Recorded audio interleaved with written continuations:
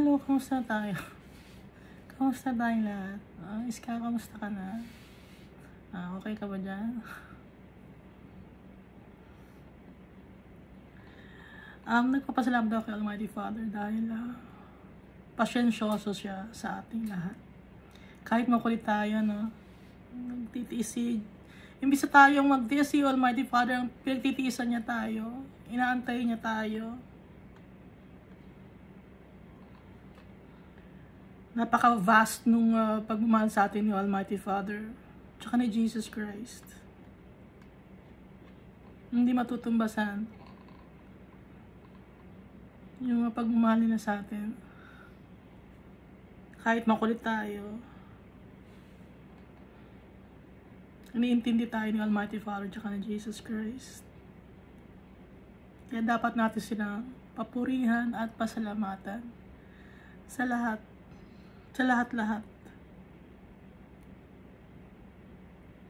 So, last time, dito sa 1 Peter chapter 2, Iska, di ba napag-usapan natin? Ano si Jesus Christ? Siya yung stone that the builders rejected and has become the cornerstone. So, the more na nireject siya ng mga tao, mas naging matatag si Jesus Christ. Naging cornerstone siya. So, si Jesus Christ ang gagayahin natin. The more na marami tayong mga pagsubok na mapdadaanan, mas lalo tayong magiging matibay. Dahil gagayahin natin si Jesus Christ.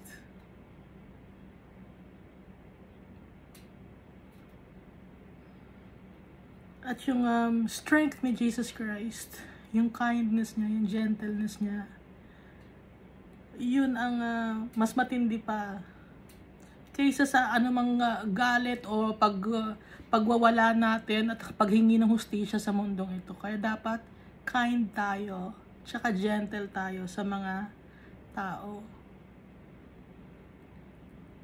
Kahit harsh ang pagtrato nila sa atin, gentle pa rin tayo.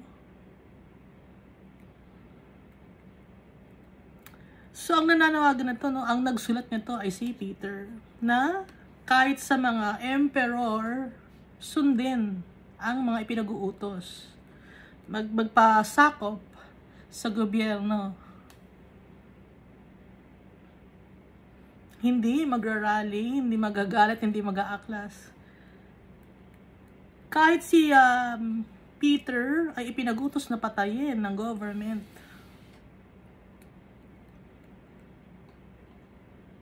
Kahit si Jesus Christ, ipinag-utos siya na patayin ng mga tao. Hindi nagalit si Jesus Christ. At ibinigay niya lahat ng authority kay Almighty Father. So, ganun din tayo. Ang magbibigay sa atin ng justice, si Almighty Father. Dahil sinusunod natin ang tatay natin at gagawa tayo ng tama sa paningin ni Almighty Father, tsaka ni Jesus Christ. Kaya kung sino man sa atin yung galit sa, kung sino man nakakasakop sa gobyerno, galit kayo na sa gobyerno,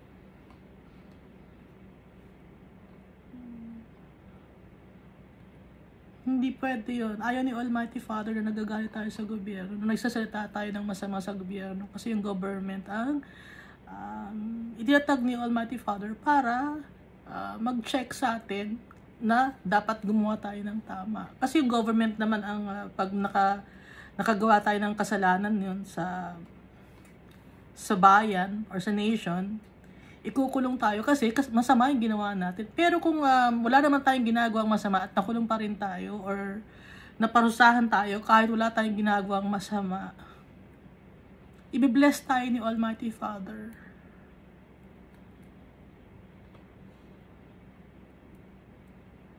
So dito tayo sa 1 Peter chapter 3.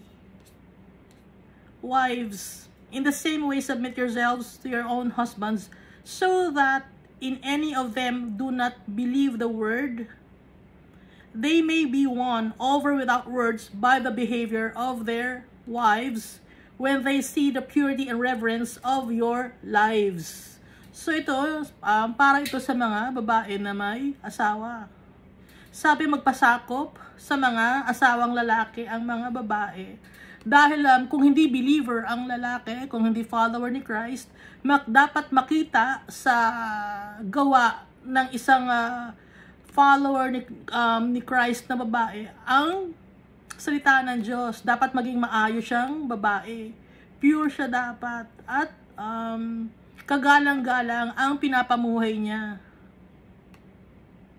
Hindi siya dapat kakitaan ng kasamaan ng ugali ang babaeng asawang babae. Dapat magpasakop siya sa asawa niya kahit hindi follower ni Christ. Dahil may pagkakataon or baka sakali na ang gawaing ganun ng babae na maayos siya sa pagtrato niya sa asawa niya, yun ang magiging dahilan para maging follower ni Christ ang lalaki, ang asawa niyang lalaki. Pero kung sinasabi naman ng asawa ng lalaki na gumawa ng masama ang babae, hindi dapat magpasakop ang babae. Dahil pag pinipilit siya ng lalaki na gumawa ka ng masama, maging adik ka o magnakaw ka o pumatay ka ng tao, hindi dapat sundin ng babae yon.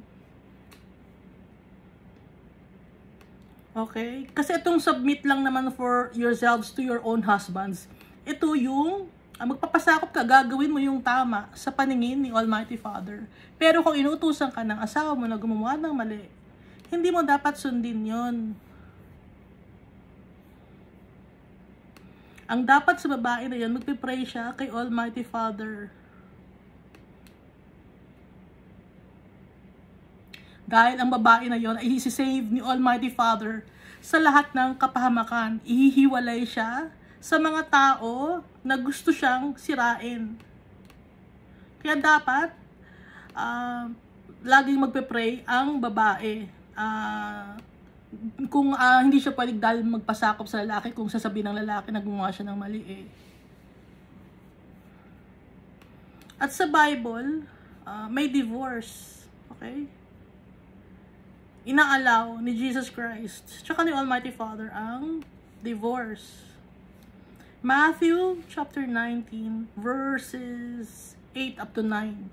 Jesus replied, Moses permitted you to divorce your wives because your hearts were hard.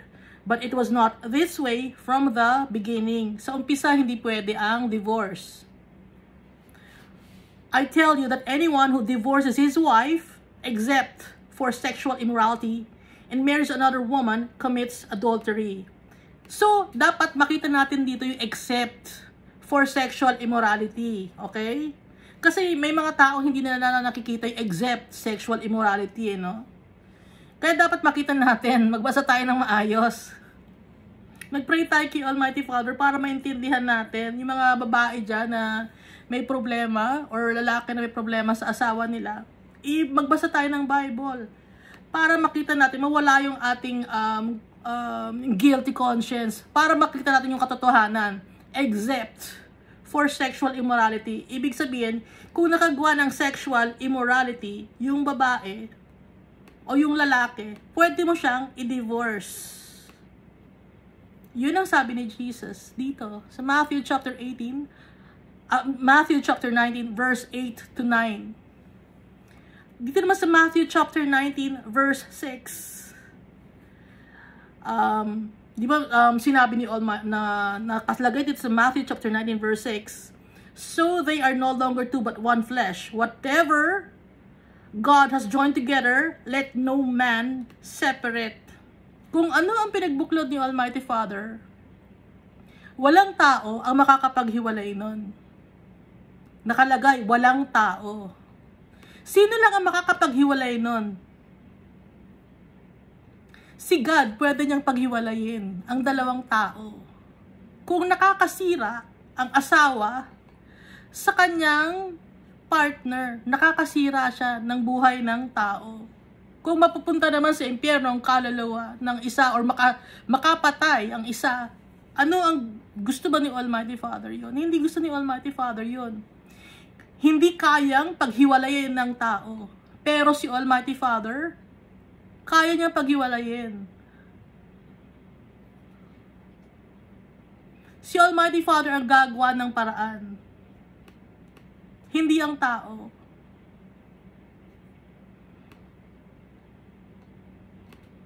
At kung nakagawa man ng sexual immorality, pwede ang divorce, sabi ni Jesus Christ.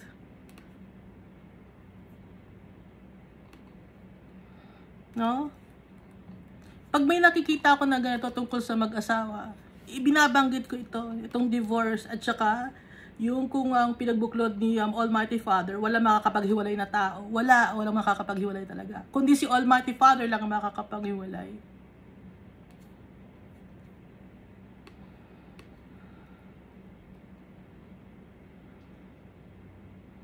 So, ang mga babae, dapat kakitaan sila ng purity. Yung pamumuhay nila dapat maayos at kagalang-galang ang kanilang mga kilos at galaw.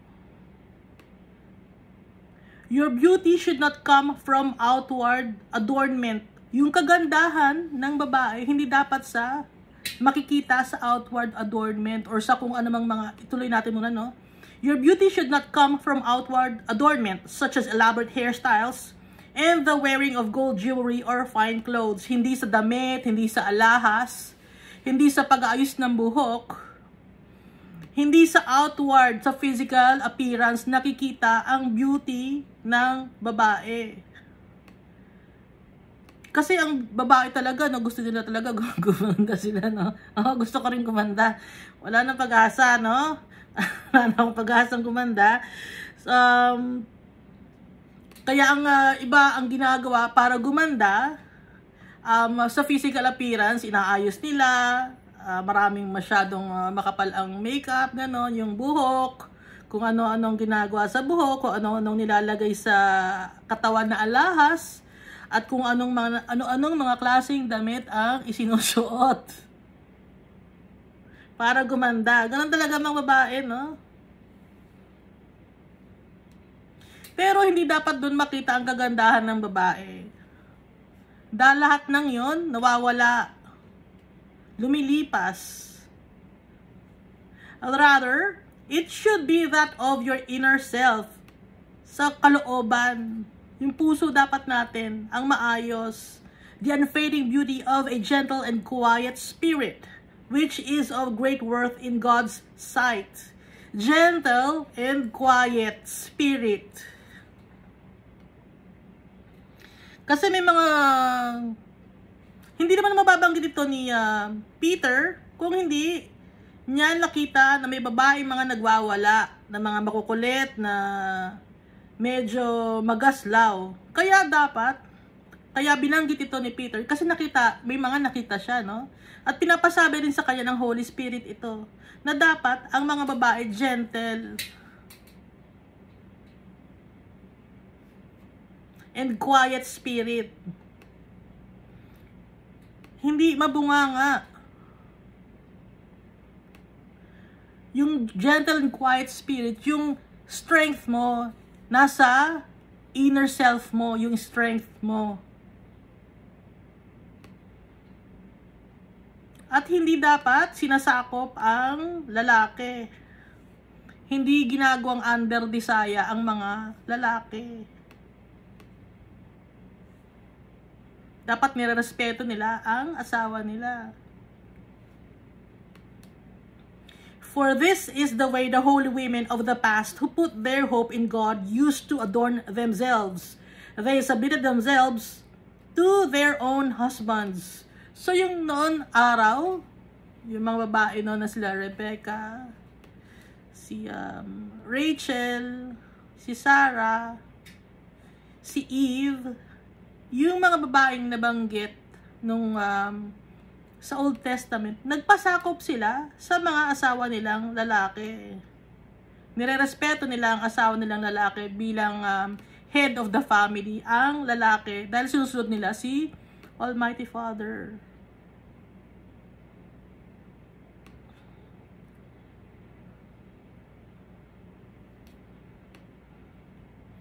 Pero kung gaya nga sinabi ko dati, kung ang gusto naman ng asawa mo na lalaki ay gumawa ka ng mali, pumatay ka ng tao, maging abi ka, ba't mo susundin yun? Hindi mo susundin yun, no? Hindi ka magpapasakop sa ganun sa kasamaan.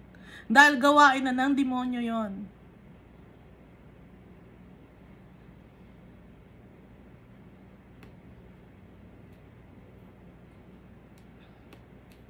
Like Sarah who obeyed Abraham and called him her Lord, and you are her daughters if you do what is right and do not give way to fear.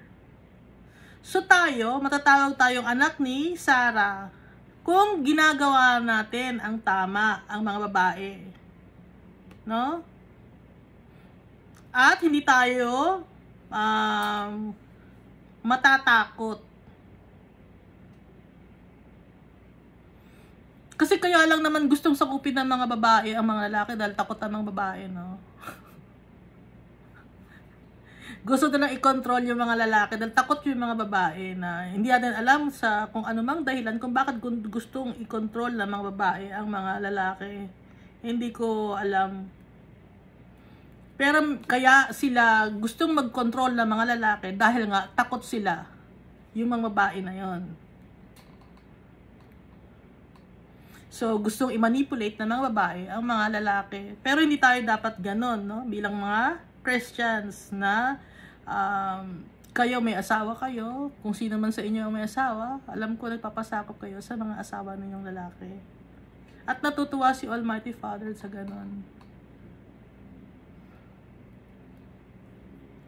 Husbands, in the same way, be considerate as you live with your wives. So, totoo naman sa mga lalaki na maging considerate sa mga babae na asawa nila, nakasakasama nila. Dapat maintindihan, maging understanding ang mga lalaki. And treat them with respect as the weaker partner and as heirs with you of the gracious gift of life, so that nothing will hinder your prayers. So, dapat ang lalaki naman, irespeto ang mga babae dahil alam naman natin na ang mga babae ay mas mahina, no? Weaker partner than men. Kasi ang mga lalaki, malalakas sila. So, ang mga babae, mahihina. Kaya dapat irespeto ang mga babae. At dapat malaman ng mga lalaki na may karapatan din ang mga babae na magmana ng Kingdom of God, na heirs ng Kingdom of Heaven, Kingdom in Heaven. Merong karapatan din ang mga babae, dapat i-acknowledge ng mga lalaki yon. At dapat gawin yon para walang makapaghinto or makapaghinder sa inyong mga panalangin, as heirs with you of the gracious gift of life, so that nothing will hinder your prayers. So, gagawin yun ng mga lalaki para walang makakapagpigil sa kanilang mga panalangin.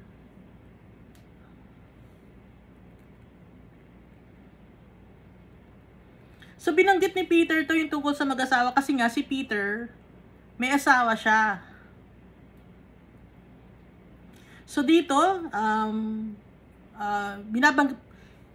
inaano ni Peter, sinasabi ni Peter na yung asawa niya nagpapasakop sa kanya, no? Kaya ganun din dapat yung mga followers of Christ na mga babae na magpasakop din sa kanilang mga asawa, dahil yung ugali ng babae mas maganda yon kaysa yung sa panglabas na kaanyuan, dahil yung ugali hindi nawawala yon.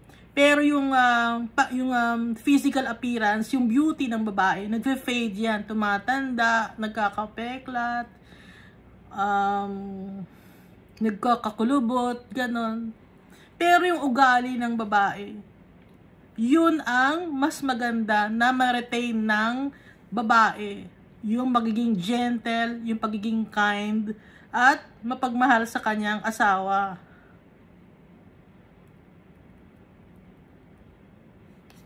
Tapos pinagsabihan naman niya yung mga lalaki na maging considerate din sa mga babae dahil mahina sila, weaker sex sila, weaker partner. At may karapatan din ang mga babae na makuha ang inheritance. Na ang mana natin ay makasama si Almighty Father in heaven. Para nang sa ganon, hindi makakapigil ang panalangin ng mga lalaki. Hindi sila maihinder, hindi sila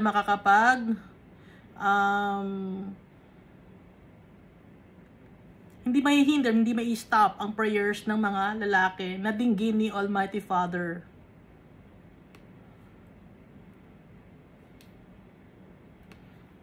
So, pareho dapat magre-respetuhan. Pero gaya nga sinabi ko dati, kanina, kung may ang asawa mo ay gusto na pumatay ka ng tao, may mga babae na gusto lalaki pumatay ng tao, no? Or may lalaki na gusto pumatay ng yung kapartner niya ng tao rin, or gusto mag-addict ng isa, tapos yung lalaki ayaw, o yung babae gusto ayaw mag-addict, yung lalaki ang ayaw. So hindi pwede yung ganon. Hindi Christian na household yun. At si Almighty Father ang gagawa ng paraan para mailigtas kung sino man yung Christian or follower of Christ na gustong gumawa ng tama.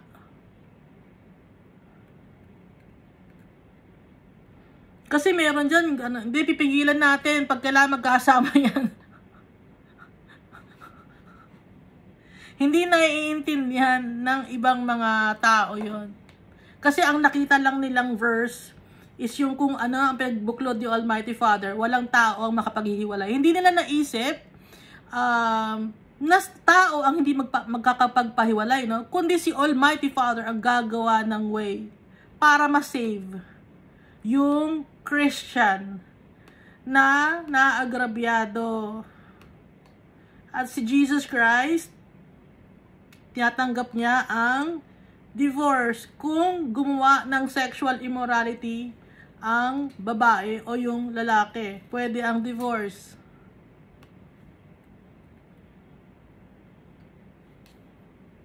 Ang Philippines lang ang walang divorce law sa buong mundo. Kahit ang Rome may divorce law, kahit ang saang bansa mayroon divorce law, ang Philippines lang kasi ipokrito ang Pilipinas. Para lang ma-retain ang the only Christian nation in Asia. Pero may magandang kahihinat na ng divorce, alam nyo. Kasi nagkakaroon ng rights ang mga babae ron. Hindi na iintindihan ng iba yon. Kasi ang gusto lang ipasok ay yung kanilang pride. Ang pride ng country na only Christian nation in the Philippines. Nakaipokrituhan. Pero since hindi na papasa ang divorce law, inalaw na rin yung Almighty Father na hindi mapasa ang divorce law.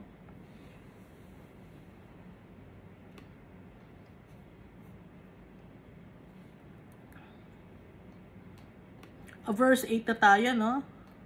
Finally, all of you, sana mapasa na ang divorce law. Ipag-pray natin.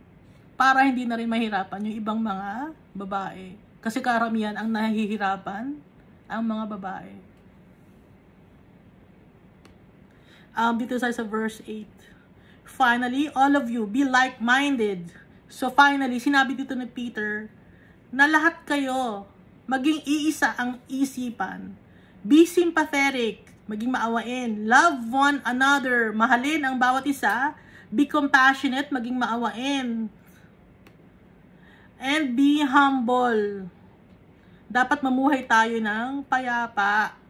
Magmahalan, intindihin natin na maging maintindihan natin ang bawat isa. Magmahalan tayo ng parang magkakapatid. Maging maawain tayo at maunawain at maging mapagkumbaba. Do not repay evil with evil or insult with insult. So, wag tayong gaganti ng kasamaan sa kasamaan. Kung ginawan tayo ng kasamaan, huwag tayong gaganti ng kasamaan. Kung ininsulto tayo, huwag tayong mga insulto, ganting insulto. On the contrary, repay evil with blessings, because to this you were called, so that you may inherit a blessing. Instead, kung ginawan tayo ng kasamaan, or kung inunsulto man tayo, ang igaganti natin ay blessing. Or, Lord, ininsulto niya ako, Lord. Pero pagpalain niyo po siya, Lord. Lord, ginawan niya ako ng kasamaan, pero pagpalain niyo po siya, Lord. Lord, minak niya ako, pero pagpalain niyo po siya, Lord. Lord, pinersecute po ako, pero pagpalain niyo po sila, Lord.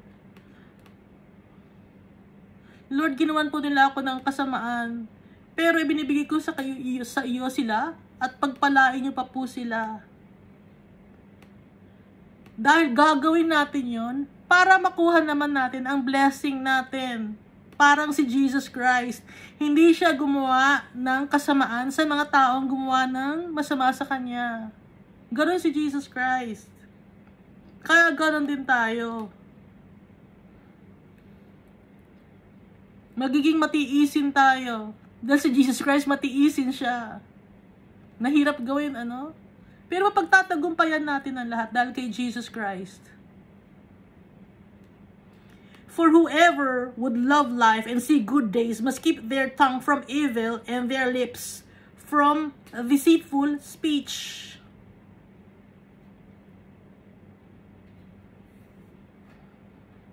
So gagawin natin to na maging maayos yung pagsasalita natin para maging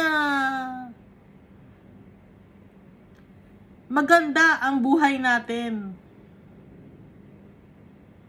Ma-enjoy natin ang buhay natin habang nandito pa tayo sa mundo na to. Hindi tayo dapat nagsasalita ng mga masasama at hindi tayo dapat nagsasalita ng kasinungalingan para makaiwas tayo sa gulo. Iti-tame natin yung tongue natin. Kasi pag ginawan ka ng kasamaan, no? Tapos gagawan ka rin ng kasamaan, gaganti ka, gaganti. Walang katapusang ganti, hindi na natapos. Kaya, mananahimik tayo at magpe-pray. Kung gusto natin maka-enjoy ng life dito sa mundo na to. They must turn from evil and do good, and they must seek peace and pursue it. Dapat tigilan natin ang kasamaan at gumawa ng kabutihan. Hanapin natin ang kapayapaan. Hindi tayo hahanap ng gulo.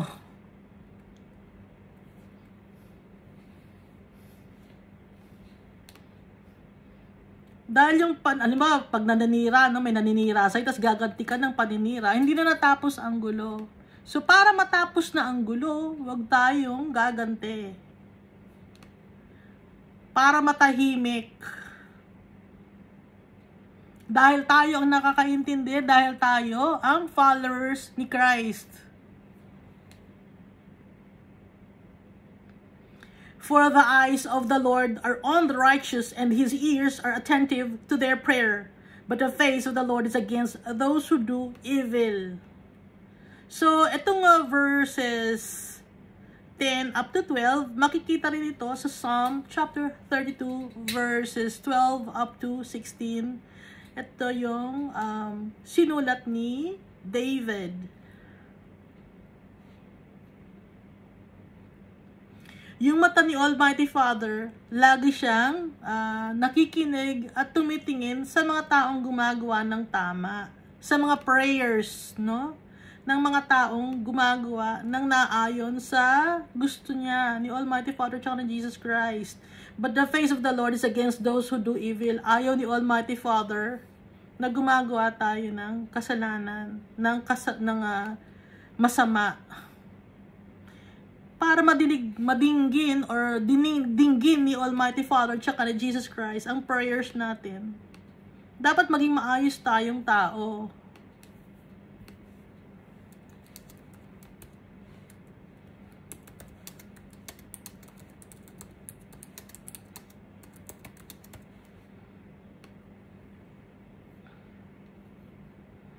Di ba nga sabi dito sa James chapter 5 verse 16. Confess therefore your sins to one another and pray one for another, that ye may be healed. The supplication of a righteous man availeth much in its working. Dito sa NIV, para maintindihan natin ng mabilis or maayos. Therefore, confess your sins to each other and pray for each other so that you may be healed.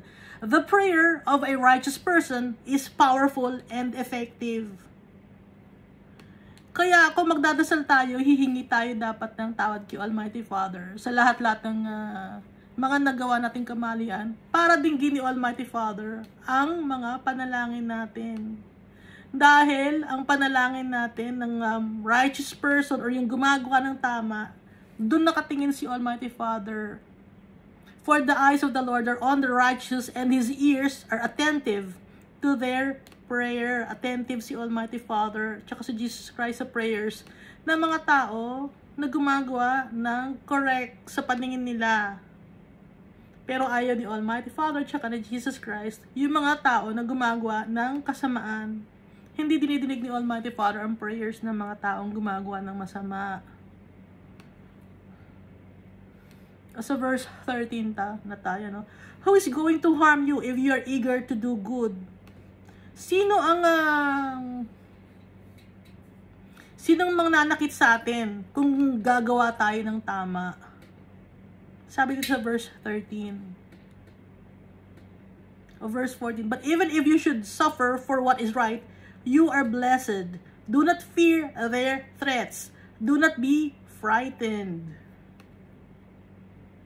Kung nagsasuffer man tayo dahil sa paggawa natin ng tama, at kung mangyari man yun, tinatawag tayong blessed.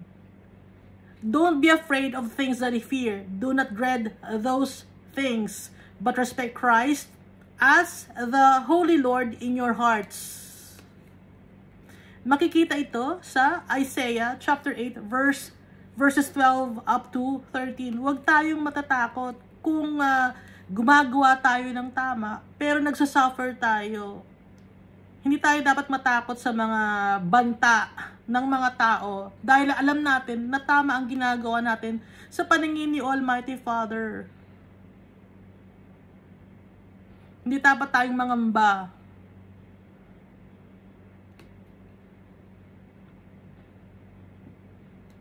But in your hearts, revere Christ as Lord. Sa puso natin, sambahin natin si Jesus Christ. Irespeto natin siya. Mahalin natin siya. Always be prepared to give an answer to everyone who asks you to give the reason for the hope that you have. But do this with gentleness and respect. May mga tao na pipigilan tayong mag-share ng Word of God. Kaya nga dito sa verse 14, but even if you should suffer for what is right, you are blessed. Do not fear for their threats. So ito yung mga taong gumagawa ng tama. Merong binabantaan ang mga Christians na wag mag-share ng Word of God. May mga lugar na ganon.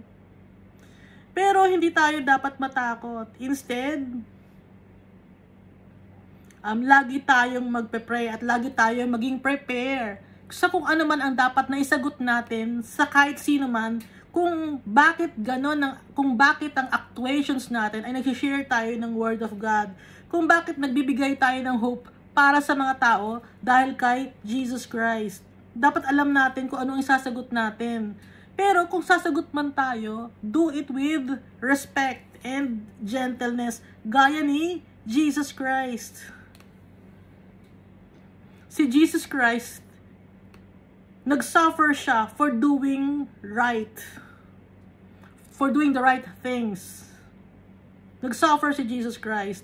Pero hindi siya natakot sa threat na, di ba lagi siyang pinipigilan na wag siya gumawa sa Sabbath or wag siyang magpagaling ng mga tao sa Sabbath. Lagi siyang binibigyan ng threat, binabantaan siya. Pero hindi siya natakot. At alam niya kung ano ang isasagot niya sa mga tao. At alam niya kung ano yung sinasagot niya kay Pontius Pilate. Pero, nagsalita siya with respect at with gentleness. Kahit King of Kings and Lord of Lords, Jesus Christ, naging humble siya. Nagpaka-humble siya. Kaya si Jesus Christ, ang ating King of Kings, siya ang gagayahin natin. Siya ang pattern natin. Siya ang example natin. Keeping a clear conscience so that those who speak maliciously against your good behavior in Christ may be ashamed of their slander. So, dapat maging malinis ang konsyensya natin. Kaya yung nagsasalita sa atin ng masama, dahil maayos ang ginagawa natin sa pag-share ng Word of God, maging mapahiya sila dahil sa paninirang puri nila sa atin. May mga tao na kahit wala tayong ginagawang masama sa kanila, galit sa atin, ano?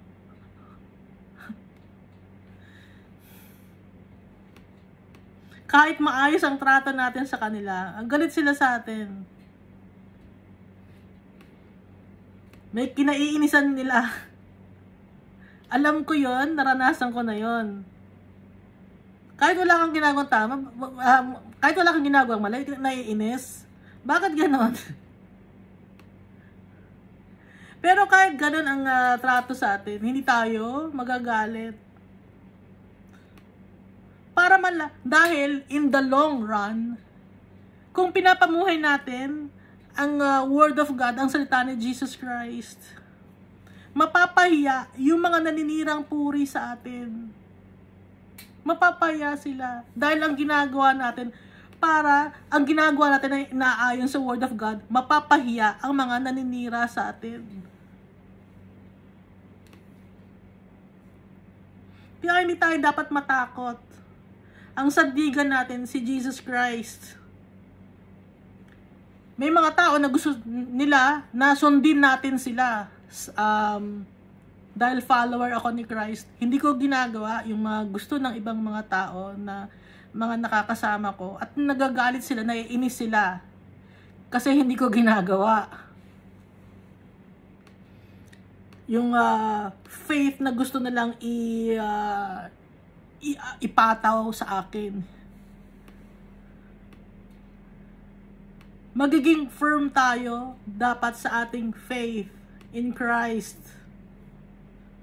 Kahit mainis sila sa atin, in the long run malalaman kung sino ang tama dahil makikita sa ating pamumuhay si Jesus Christ dahil hindi tayo gagante.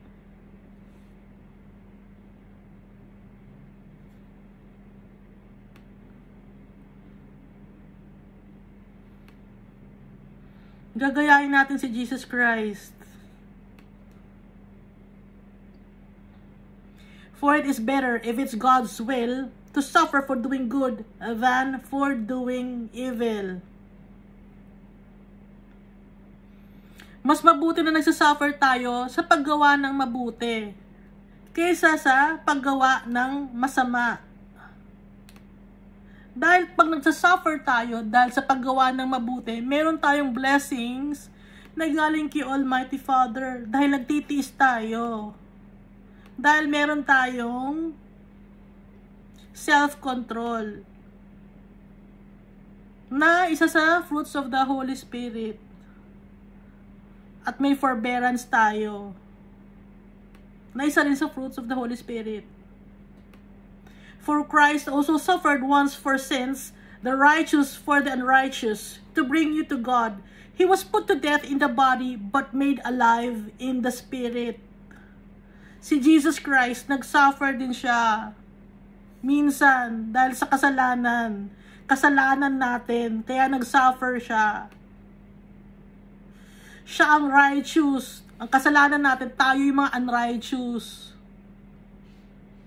Para ilapit tayo kay Almighty Father, nagsuffer si Jesus Christ. Pinatay siya, yung katawan niya pinatay. Pero, yung spirit naman niya, buhay. At nabuhay siyang magmuli. After being made alive, he went and made proclamation to the imprisoned spirits. Pagkatapos niyang mabuhay magmuli, nagproklama siya sa mga tao na yung mga spirits ay nakakulong. Pinalaya tayo ni Jesus Christ sa kasalanan.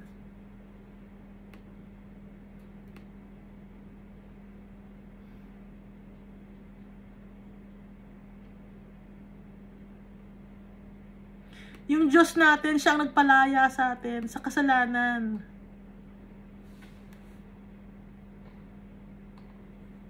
Naiintindihan ba natin?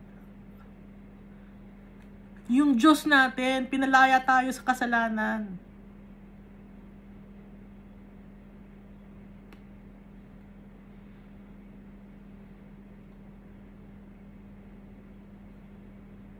To those who were disobedient long ago, when God waited patiently in the days of Noah while the ark was being built, in it only a few people, 8 in all, were saved through water. Sa mga nagpapasaway, mga pasaway, no? Sa mga gumagawa ng kamalian, ayaw nilang sundin si Almighty Father. Kahit noong una pa man, kahit noong time pa ni Noah.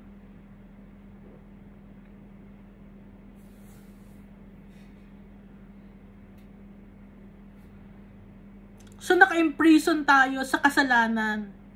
At kahit pa nung time pa ni Noah, meron ng mga tao noon na nakakulong sa kasalanan.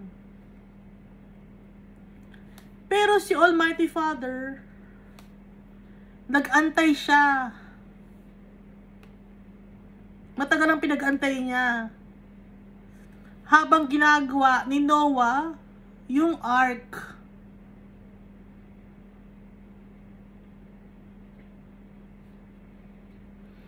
Habang ginagawa ni Noah yung ark, patuloy na nagkakasala ang mga tao. Hindi sila nakikinig kay Noah, pinagtatawanan nila si Noah. Na bakit itong matanda na to, 600 years old na si Noah nun, bakit itong matanda na to, gumagawa pa ng ark?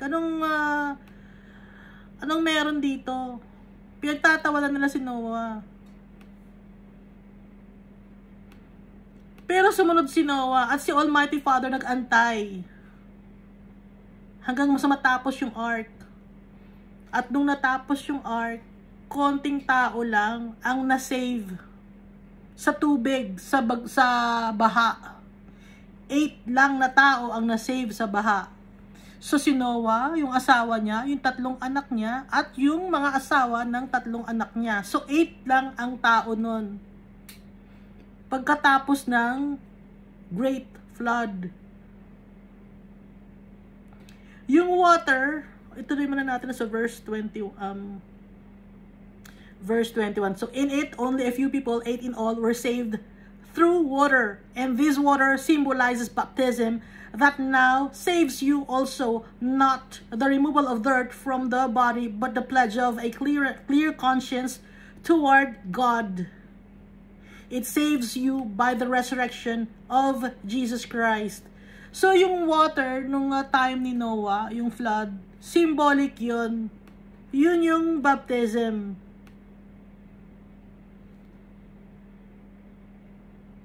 So, sa ngayon, na-save tayo. Hindi dahil sa natanggal ang dumi sa ating mga katawan, kundi yung baptism na yun is yung pangako na magkakaroon tayo ng maayos na konsyensya, na malinis na konsyensya kay Almighty Father. Yun ang nakapag-save sa atin dahil sa pagkabuhay ni Jesus Christ. Naintindihan ba?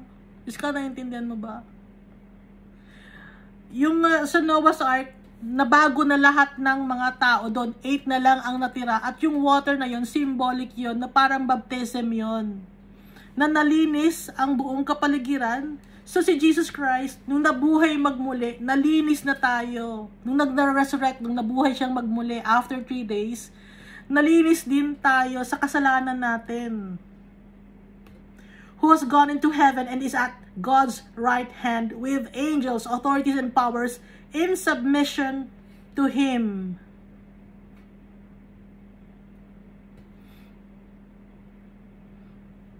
So yung water na yun, parang baptism yun, na nakapagligtas sa atin. Hindi dahil sa nalinis yung katawan natin physically, kundi yung buong pagkatao natin, yung puso at isipan natin nalinis, na ilapit tayo kay Almighty Father.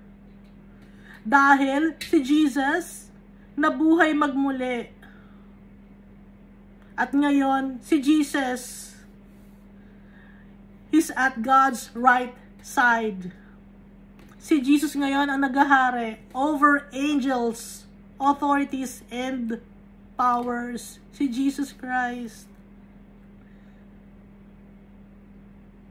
Lahat under ni Jesus Christ. Subject tayo under Jesus Christ. Dahil siya ang nag-save sa atin sa kadumihan, sa kasalanan.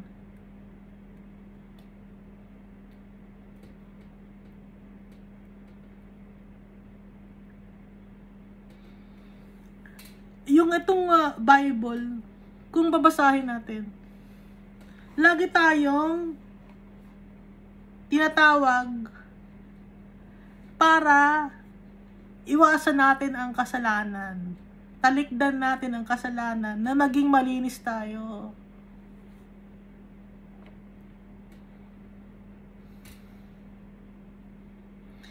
May mga prosperity gospel preachers ang lagi lang sinishare is mabait si Almighty Father. Totoo yun. At sinashare yung blessing ni Almighty Father. Pero ang sinashare din ng blessing is yung blessing dito sa mundo na to. Ngayon, ang sinashare natin dito is yung blessing na makukuha natin after our lives here on earth, at maging malinis tayo sa paningin ni Almighty Father at saka ni Jesus Christ.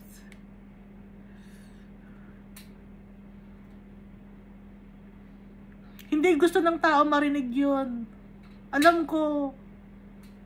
Kasi ang gusto lang ng tao marinig yung puro kasiyahan, yung puro pagpapayaman sa mundo na to. Ayaw ng mga tao ng tungkol na pag-uusapan ang tungkol sa kasalanan. Na-offend ang mga tao, nagagalit sila.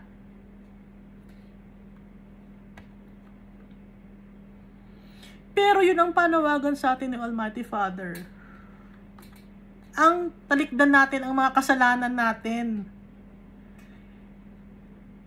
Kaya dumating si Jesus Christ para sa mga kasalanan natin na luminis tayo, maging malinis tayo, tanggapin natin si Jesus Christ.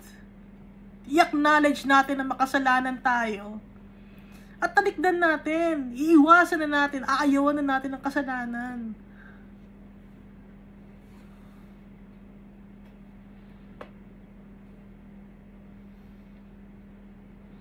Dapat tayong maging holy, maging maayos sa paningin ni Almighty Father. Dahil pag naging maayos tayo sa paningin ni Almighty Father, hindi lang yung blessing dito ang makukuha natin sa lupa, hanggang langit.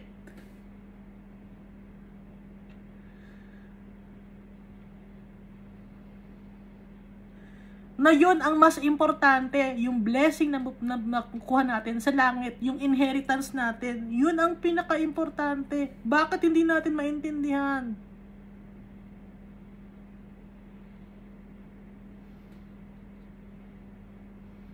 Bakit lagi tayo nakafocus sa mundo na to?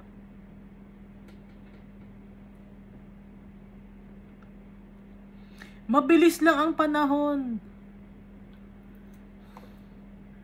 Hindi natin alam ang future. Kaya dapat tayo lagi magtiwala kay Almighty Father at saka kay Jesus Christ. Sa isang iglap, lahat ng mga tinatamasa natin mawawala agad kung gugustuhin ni Almighty Father at saka ni Jesus Christ.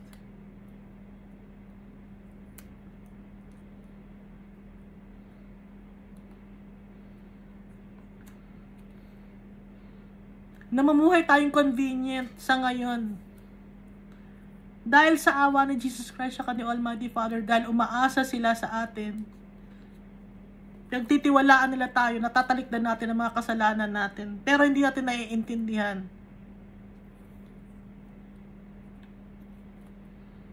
At nagagalit ang iba ng mga tao pag sinasabi na ang blessing na makukuha natin ay sa langit. Nagagalit ang mga tao, na-offend sila. Kasi gusto nila yumaman dito sa lupa. Dito lang ang focus ng isip nila, ng buhay nila.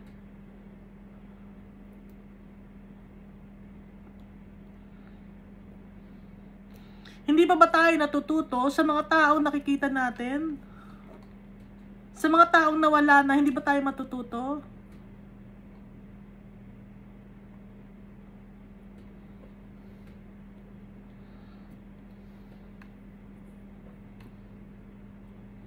Kasi ang alam lang natin, puro chismis, puro paninira ng tao, puro kasalanan, puro kasiyaan sa mundo na to, kasiyaan sa buhay na to. Doon lang tayo nakafocus, no? Tinatawag tayo ni Almighty Father, tsaka ni Jesus Christ. Nang focus natin dapat sa kanila, kay Almighty Father, tsaka kay Jesus Christ, hindi sa mundo na to. I-focus natin yung isip natin sa tatay natin.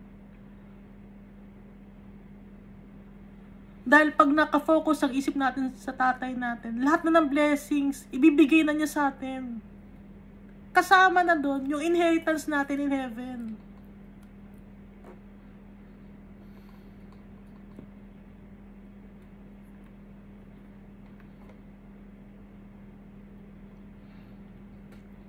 Kaya hanggang ngayon walang tigil ang panawagan ni Almighty Father tsaka ni Jesus Christ kasi yung mga ninuno natin hindi nakinig. Hanggang ngayon matitigas ang mga tao, hindi pa rin nakikinig. Kailan tayo makikinig?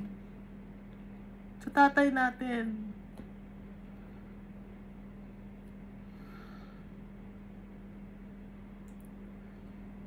Nakakarinig man tayo, pero hindi natin naiintindihan.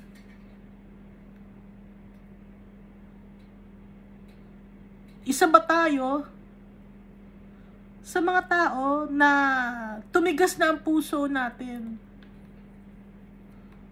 Isa ba tayo sa mga ganon? Na tumigas na yung puso natin? Na hindi na natin naririnig ang salita ni Almighty Father? Ang panawagan niya sa atin?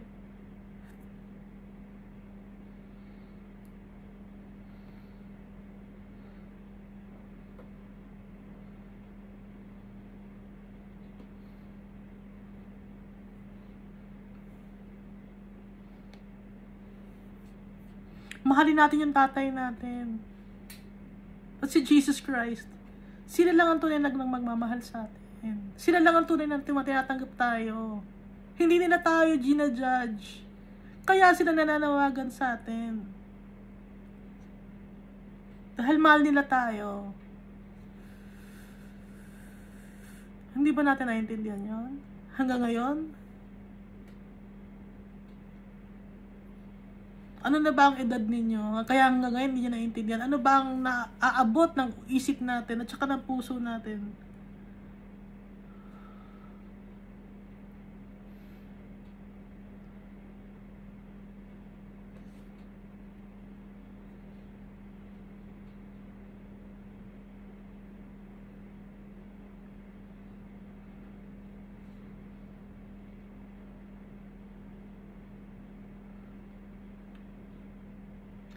Mahal na mahal tayo ni Almighty Father.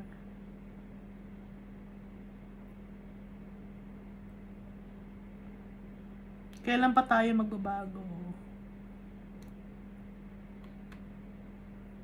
Kailan pa natin gagawing priority yung tatay natin? Yung creator natin, yung gumawa sa atin.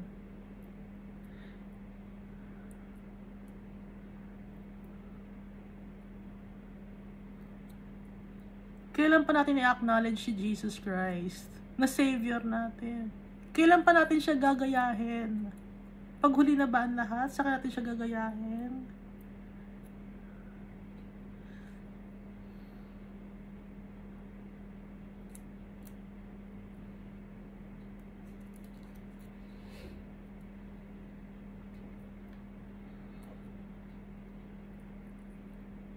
Mahal na mahal tayo ni Almighty Father. Gusto niya na sabihin lagi na mahal niya tayong lahat. At ayaw niya na kahit sino man sa atin ang mawala sa Kanya.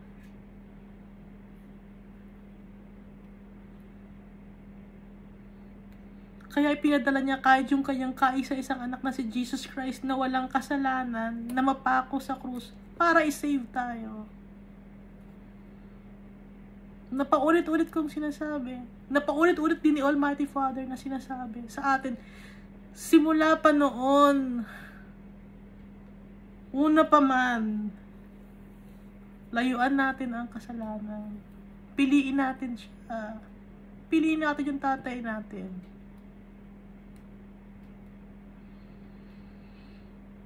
Hindi niya tayo iiwan, hindi niya tayo i-fail.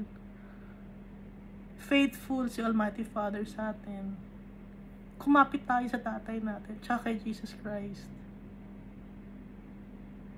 Thank you and God loves us all.